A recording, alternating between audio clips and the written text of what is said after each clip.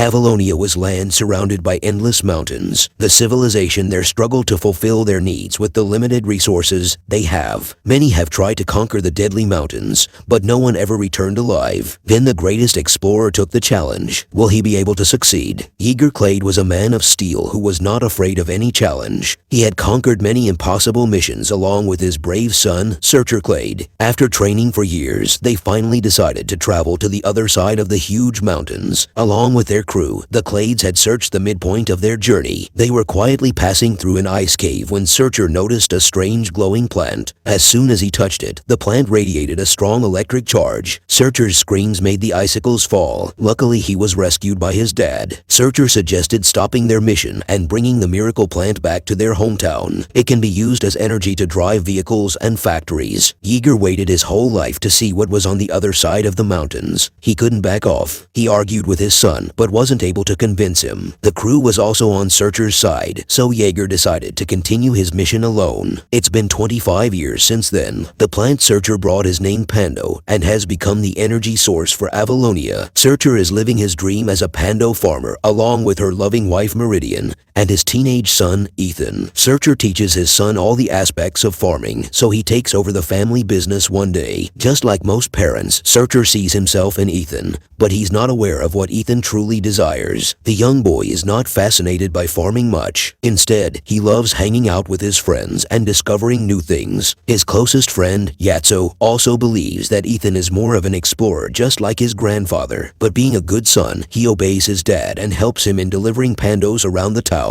Ethan always feels proud to stand beside the statues made as a tribute to his grandfather and his dad. He always wants to know more about his grandfather, but Searcher never likes to talk about him. He believes Yeager wasn't a good dad. He only cared about conquering the mountains, and for a selfish dream, he left his family behind. Later that night, Searcher spends a great time with his family and cooks a delicious meal together. Their happiness is overwhelming, but their life is about to take a turn. A huge aircraft lands in the farm, and Callisto Mouse steps out. She's the town mayor and also been part of Yeager's crew. She hasn't brought any good news. The Pandos are losing their power. They get used up quickly and wither really soon. It could be something that's infecting the crop. They must find out the cause before it takes over all the Pando fields. Callisto wants Surtur to join her on the important mission. He's the one who brought Pando and changed the town's fate. Ethan wants to join the adventure as well, but Surtur doesn't want history to repeat itself. Moreover, he can't risk his loved ones by taking them to the deadly mountains. After Ethan sadly locks himself in his room, Surtur makes preparations for the journey. He enters the storeroom to pick up his old adventure backpack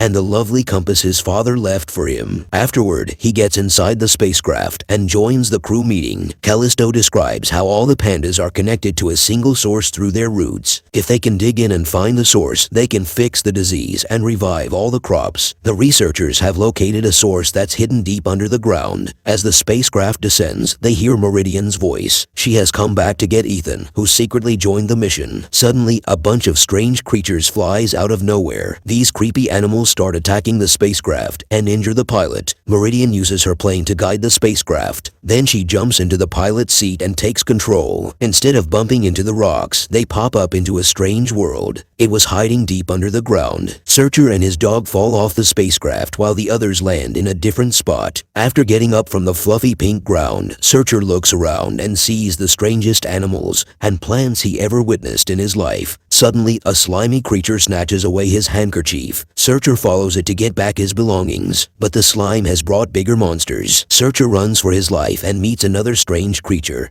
who burns down the monster. The creepy guy takes off his cloak, and before he could introduce himself, Searcher recognizes him right away. It's his father, Yeager Clade. Searcher reminds him of all the time they spent together in the past. Yeager recalls everything and excitedly greets his son. He is more excited to see the spacecraft and hurries to find it. Meanwhile, Callisto and her crew are repairing the plane. They must stay together for their safety, but Ethan doesn't agree with that. He sneaks away in a hoverbike to find his his dad. Soon he reaches an edge and stops there to find a way down to the other side. He doesn't know the ground under his feet is also alive. It starts to wobble and Ethan falls off the cliff. There is no way he can climb in the slippery rocks. The only way left is through the cave. Ethan feels scared at first, but then he remembers the explorer's blood running through his veins. He rushes inside the cave in one go. Everything seems fine at first, but then Ethan finds the slimy creature sticking to his backpack. He screams in fear and throws the slime at the wall. After calming down, Ethan apologizes to Slime for his rude behavior. He also tries to befriend it and name it Splat. Splat pulls out the handkerchief he stole from Searcher. Ethan recognizes it and asks Splat to guide him to his father. However, Searcher has already started his journey back to the plane with his father. 25 years ago, when Jaeger continued his journey,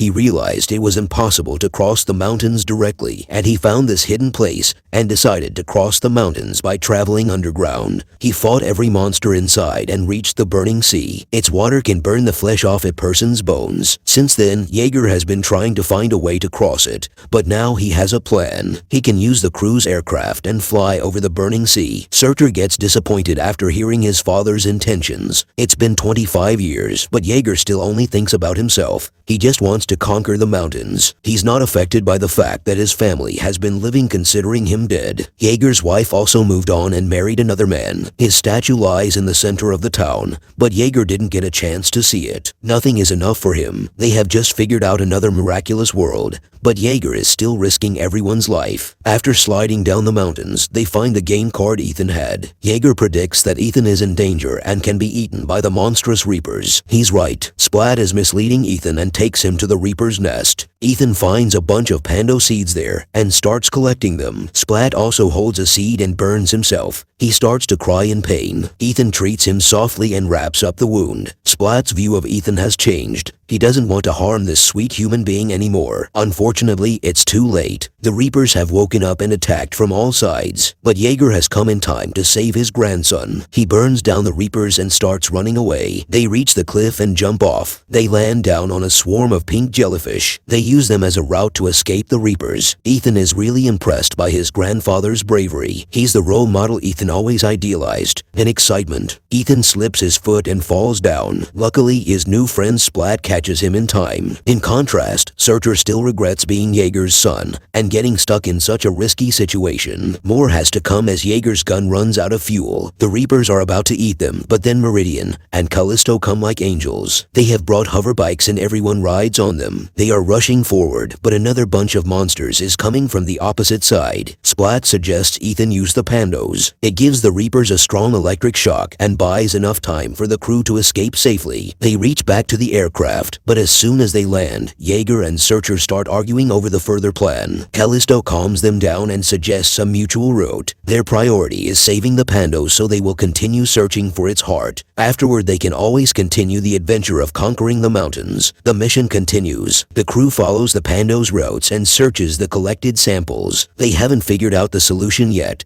but Searcher is more worried about something else. The influence of Jaeger on the young Ethan. They are spending more time together. Jaeger asks if his grandson got a lover yet, and it makes Ethan blush. He has someone he loves, but doesn't know how to impress his crush. Jaeger tells him a bunch of risky ways, like conquering an impossible adventure. He also offers Ethan his fire gun and teaches him how to use it. Surtur doesn't like this at all. He doesn't want his son to be a careless explorer. He should be a farmer like his dad. This triggers another quarrel between the Clades. To bring them together again, Ethan suggests playing a card game. Rather than improving their communication, Surtur and Jaeger keeps arguing against each other's opinions. Ethan gets frustrated by them and gives up. The generation gap here is not letting the Clades unite, but the journey goes on. After following the pandos' routes for hours, the crew finally reach the burning sea. Meridian doesn't dare to fly over the boiling acid. They may have to give up. Wait, Splat is up to something. He communicates with the green slimes flying around the sea and asks for their help. The slimes carry up the aircraft and glide it around. To the right, to the left, and to the right again. Now a 360 turn will take them to the other shore. The difficulty doesn't end here. A bunch of Reapers has attacked them again. The crew grabs their weapons and gets ready to fight. Jaeger's fire gun is really effective, but he only got one. However, Searcher has another weapon, the Pando seeds. They start throwing them at the Reapers, but the Searcher is bad at aiming. Unlike his dad, he's just a common farmer. Jaeger can't see his son giving up. Just like a good father, he reaches the Searcher step by step. In no time, Searcher greatly improves that throwing. He even teams up with Jaeger, and this father and son duo beats away the Reapers. After getting to a safe spot, Searcher grabs a beer and tries to have a peaceful conversation with his dad. They open up their hearts and reveal the reasons behind their goals. Searcher wants to live to be a farmer because he likes putting his love into the soil. He feels at peace while working at the farm. On the other hand, Jaeger has risked his whole life to become an explorer. He lost his family and 25 years of his life already for this adventure. There's no turning back now. Ethan and Meridian are watching this moment and feel glad to see Searcher making up with his dad. Meridian wonders whose footsteps Ethan is going to take on. He shouldn't hold down his emotions and follow his dreams. Becoming what he actually desires is real happiness. It's been hours since they're following the routes. Surprisingly, Pandos are getting stronger as they go deep. A strange mystery is waiting for them. Suddenly, a bunch of Reapers follows them again. The crew picks up their weapons, but the Reapers don't attack them. Instead, they're attacking the Pandos hard in front. The Reapers are risking their lives to fight the Pandos. Searcher believes that the Pandos are using all their energy to fight the Reapers. That's why it's getting weaker. Searcher grinds a bunch of Pando seeds and makes them into a fine powder. It can be used as a spray just like the pesticides used by farmers. Everyone follows Searcher's lead. He also prepares a spray gun for his son, but Ethan refuses to participate. He doesn't want to kill any pesticide or rescue a crop. In other words, he doesn't want to be a farmer like his dad. Searcher gets angry at the rebellion and blames it on Jaeger. He believes that Jaeger is brainwashing Ethan into deceiving the farms and becoming a selfish explorer. The coral heats up and Ethan jumps off the ship. Searcher follows him and pulls him on the hoverbike to talk. He tried so hard to not become like his dad, but in the end, he did. It becomes the person who tries to control his child and suppress his dreams. He just wanted to construct a legacy for his son to be proud of, but the children can have dreams of their own. Before Ethan could reply, he saw something unbelievable. They've crossed the mountains, and the more shocking thing is that the mountains have an eye. Actually, all this time, they were traveling inside a living creature, and Avalonia was on the back of it. Pando is not an energy source, but an infection that Reapers were trying to fight. Searcher and Ethan rush back inside and stop the crew from attacking the Reapers. Jaeger doesn't believe them and wants to have a look himself. Searcher has given up his legacy for his son, but Jaeger can't do that. He's not an ideal father. Searcher returns him the compass and says goodbye once again. After that, he gets back on the ship. But there's a huge problem. Callisto believes that Searcher has lost his mind. She wants to continue the mission of saving Pandos. Searcher and his family are locked up, but their dog rescues them in no time. They head to the cockpit and Meridian takes control. Searcher has a plan of digging a hole in the heart so the Reapers can cure it from the inside. While he's at it, Ethan rushes to gather the Reapers. He doesn't have to be a farmer to make his father proud. Being a good son is enough. Meanwhile, Jaeger is just a step away from his dream, but then recalls the lovely family he had. They need him. Searcher's spade is broken, but his dad has returned for him. They dig together and make a hole for the Reapers. The pandas start to wither down and disappear completely. Their heart has stopped beating though. Maybe they were too late. Ethan feels sorry for the poor creature. Suddenly, the healing cells arrived. They spread around and revive the heart. It's beating again. The mission is complete. It's time to get back home, but Searcher wants to make another stop for the sake of his father. They fly to explore the other side of the mountains. It's the moment Jaeger dreamed of for years,